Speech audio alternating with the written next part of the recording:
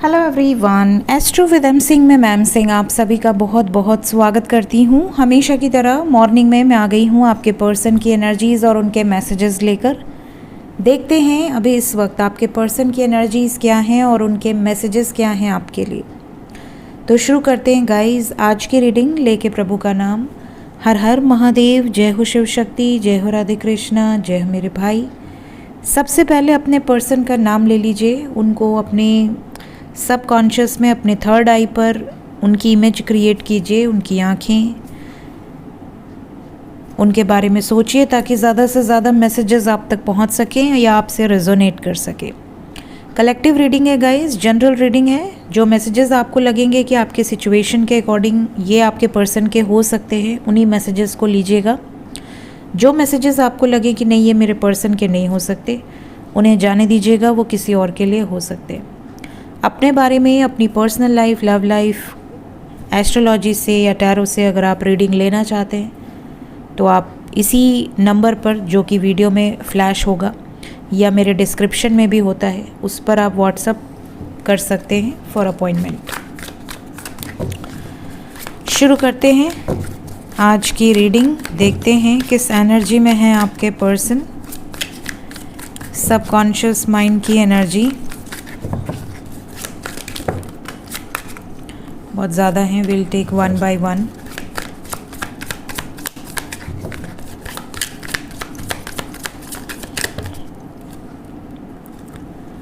Hangman, temperance, magician, 3 cards, तीनों major arcana.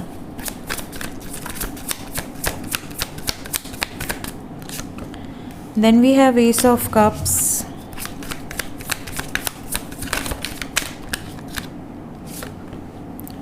Three of Wands,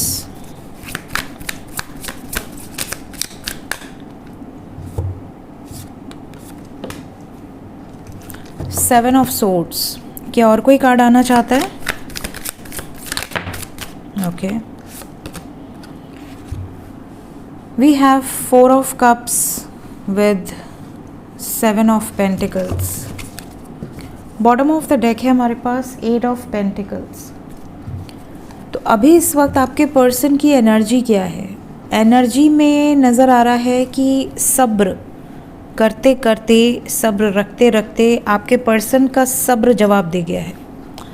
कई बार हम इतना ज़्यादा पेशेंस रख लेते हैं कि हमें ऐसा लगता है कि अगर हमने और पेशेंस रखा तो शायद हम इस सिचुएशन से कभी निकल ही नहीं पाएंगे। तो आपके पर्सन का सब्र जवाब दे रहा है। इतना सब्र रख लिया आपके पर्सन ने, और ये जिस सिचुएशन में ओवर थिंकिंग कर रहे हैं, इन्हें ऐसा लग रहा है कि ओवर थिंकिंग अब ख़त्म होनी चाहिए। अगर मुझे एक नई शुरुआत करनी है तो कर देनी है। अब बहुत वेट कर लिया, बहुत इंतज़ार कर लिया, बहुत राह देख ली आपकी, या इस सिचुएशन जिसमें अटके हुए हैं उससे निकलने की राह देख ली। बहुत भाग लिया, बहुत पीछा छुड़ाने की कोशिश की, बट आपकी यादें इनका पीछा छोड़ नहीं रही। आपको भी ऐसा लग रहा होगा एग्जैक्टली कि मैं अपने पर्सन को भूलने का बहुत प्रयास कर रहा हूँ या कर रही हूँ, क्योंकि वो मेरे लाइफ में नहीं है, लेकिन मैं भूल नहीं पा रहा हूँ या भूल नहीं पा रही हूँ। ऐसा आपके साथ भी हो रहा होगा। कोई ना कोई ऐसा प्रॉब्लम ज़रूर है जिसके कारण आप दोनों एक दूसरे से डिस्कनेक्ट हैं। चाहते हुए भी एक दूसरे से बात नहीं हो रही है, चाहते हुए भी एक दूसरे को एक्सेप्ट नहीं कर पा रहे हैं। कई तो ऐसे होंगे जो मैरिड कपल हैं, मतलब आप अपने हस्बैंड या वाइफ से ऐसा सेपरेट हो गए हैं कि चाह के भी वापस से पहले जैसी सिचुएशन नहीं हो पा रही है, जबकि आप बहुत प्यार करते हैं और इवन ये भी आपसे प्यार करते हैं। बट कोई ना कोई ऐसा बीच में एक प्रॉब्लम बैठ गया है अच्छे से कुर्सी लगाकर, जो कि हटने का नाम ही नहीं ले रहा। आपके पर्सन की एनर्जी में ये भी नज़र आ रहा है कि ये प्लानिंग बहुत कर रहे हैं इस टाइम पीरियड में, क्योंकि प्यार बहुत करते हैं आपसे। Magician and S of cups, 24 घंटे इमोशनल लेवल पे आप इनसे कनेक्टेड हैं।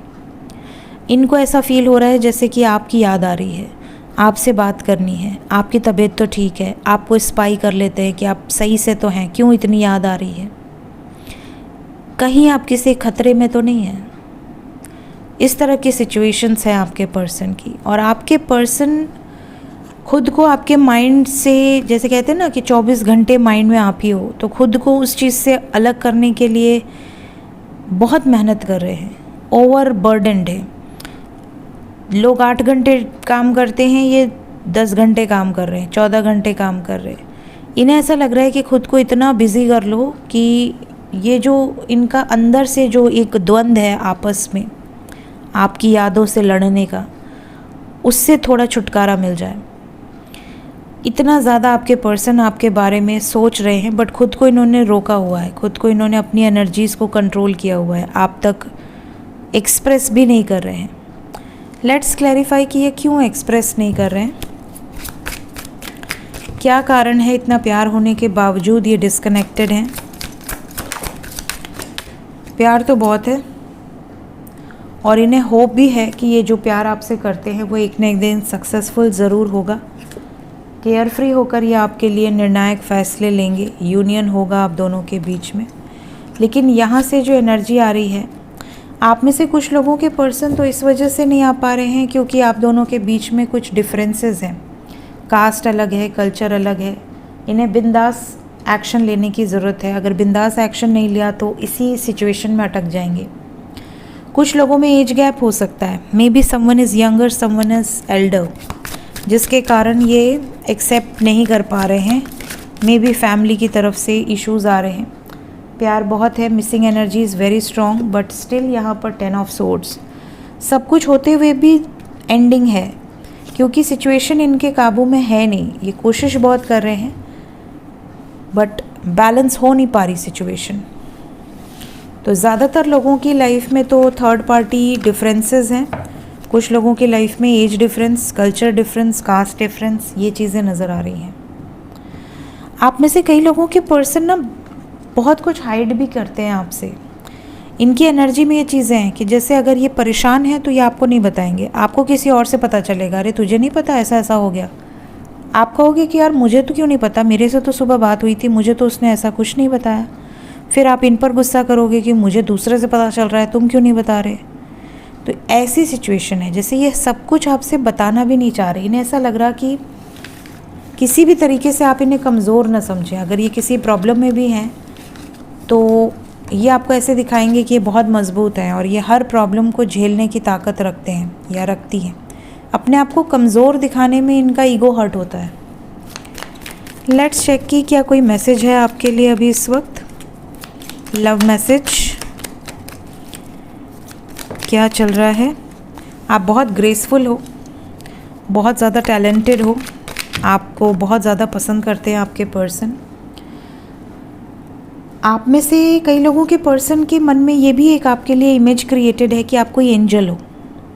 आप एक ऐसे एंजल हो जिन्होंने इनकी लाइफ में आकर 4 चांद लगा दिए।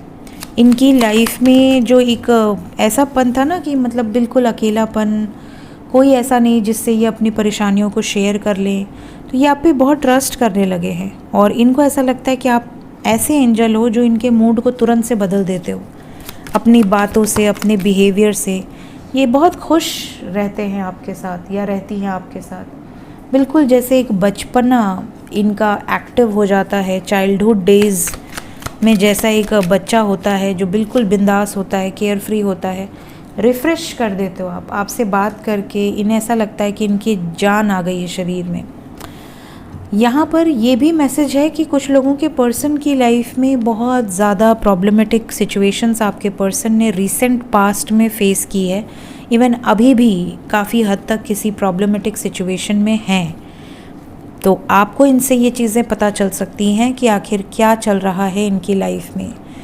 अवेकनिंग प्रोसेस की एनर्जी है, तो कुछ ना कुछ ऐसा हो रहा है जो कि डिफरेंट है, बहुत नॉर्मल लाइफ से डिफरेंट।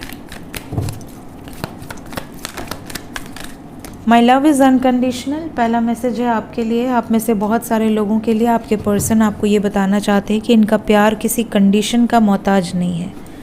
अनएक्सपेक्टेड प्यार हुआ है आपसे और अनकंडीशनल प्यार हुआ है आपसे। कोई भी कंडीशंस इन्हें आपसे प्यार करने से रोक नहीं सकती।